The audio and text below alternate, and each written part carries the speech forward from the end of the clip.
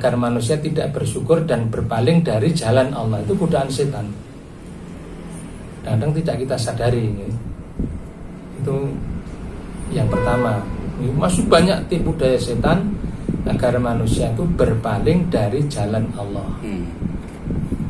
Ya, itu yang dikatakan sodun itu strategi setan menghalangi manusia dari jalan Allah.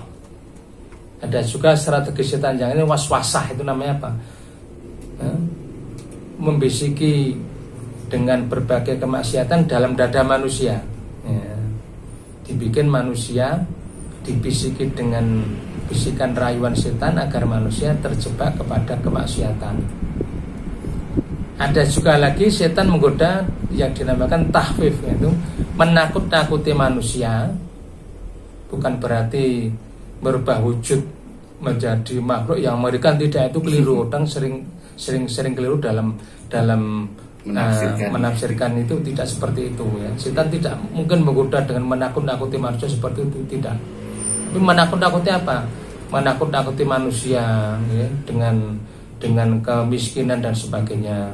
Sehingga seperti tadi Mas Darwis bilang, ada juga manusia yang mungkin karena bujuk rayu setan, dibisiki, kemudian dirayu, kemudian ditakut-takuti, kenapa kamu salat berulang-ulang, hidup masih melarat dan sebagainya ya. Ada juga ya orang sampai kadang-kadang menjadi luntur ya, istiqomahnya. Oh iya, kenapa saya lihat saya yang setiap hari rajin ke masjid hidupnya kok seperti ini terus, sementara ada tetangga kami yang tidak pernah sholat bahkan maksiat, kok hidupnya malah kelihatan enak dan sebagainya. Ya, itu ternyata apa? Itu adalah bujuk rayu setan, godaan setan yang menggelincirkan manusia sehingga manusia tidak bisa istiqomah. Itu banyak sekali jebakan setan yang diupayakan untuk menggoda manusia agar tidak bisa istiqomah. Yang pertama, sebab ekstern karena godaan setan. Itu luar biasa. Ya, luar biasa, setiap saat selalu menggoda manusia. Yang kedua juga perlu kita perhatikan, ada kelompok ya yang berupaya menggoda kita umat Islam ya, agar kita berpaling dari agama kita dengan upaya apa? Pemurtatan ya. Sebab itu sudah dikatakan Allah dalam Al-Quran, walan tarudhu anka yahudu walan nasara hatta tattabi'a milatahum. Orang-orang Nasrani, orang-orang Yahudi itu tidak akan rela, tidak akan ridho sampai kalian itu masuk atau mengikuti milah atau agama mereka. Ini sering terjadi upaya-upaya pemurtatan seperti itu. Ya, ada saudara kita yang mohon maaf mungkin karena ekonominya masih kurang, ya, tadinya rajin ibadah, tadinya rajin ke masjid, rajin thalabul ilmi, tapi karena kondisi ekonominya dalam keadaan sulit, sementara kita sebagai saudara muslim juga kurang memperhatikan, lah kadang-kadang ini kesempatan bagi orang-orang non muslim untuk melakukan upaya pemurtatan. Mereka membantu dengan sandang, dengan pangan, dengan uang. Bagaimana orang-orang Islam yang ekonominya lemah bisa masuk ke dalam milah, ke dalam agama mereka.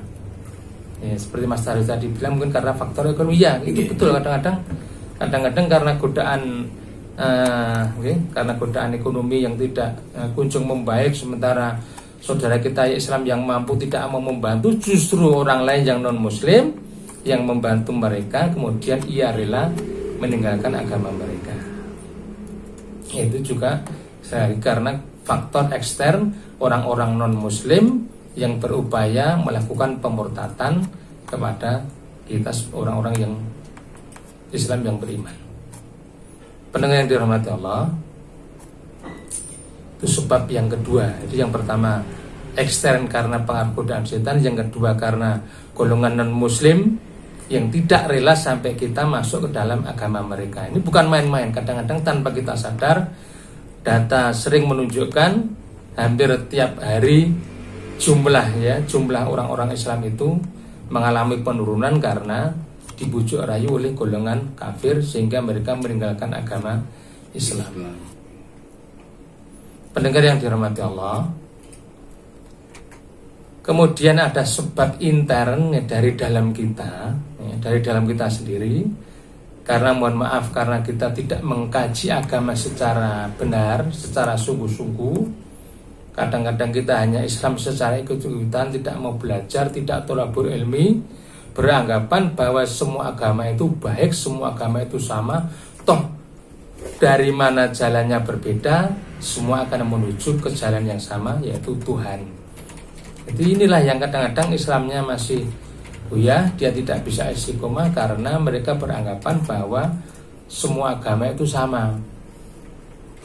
Sehingga ada orang Islam yang masih kurang kuat keimanannya, dia rela dia meninggalkan agamanya karena hanya sebab seperti itu. Wah, kenapa di Islam kok hanya seperti itu? Sidik-sidik diancam neraka, sidik-sidik dibeten-beteni neraka. Padahal di agama yang lain ada Tuhan yang mau menebus dosa manusia. Karena akidahnya tidak kuat, sehingga ada orang yang masih beranggapan seperti itu. Jangankan yang awam, yang kelasnya seorang ustadz pun, yang hafal Quran pun bisa sampai meninggalkan Islam. Apalagi manusia biasa yang tidak mau belajar agama. Semua agama baik, semua agama sama. Hanya karena satu sebab tertentu pun dia rela meninggalkan agamanya, masuk ke dalam agama lain. Maka perlu sekali ya kita ajak saudara-saudara kita, malah kita tiada henti-hentinya belajar beragama, belajar akidah, agar jangan sampai kita dengan mudahnya meninggalkan akidah kita karena beberapa sebab tersebut. Jadi inilah yang bisa menyebabkan seseorang sampai tidak bisa istiqomah sehingga dia rela meninggalkan agamanya, dia masuk ke dalam wilayah yang lain, ke dalam agama yang lain karena sebab ekstern dan sebab intern tersebut. Mudah-mudahan karena kita masih diberi nikmat sehat, nikmat sempat, marilah kita tiada henti-hentinya untuk menambah wawasan keilmuan kita, untuk lebih mengkaji tentang Islam.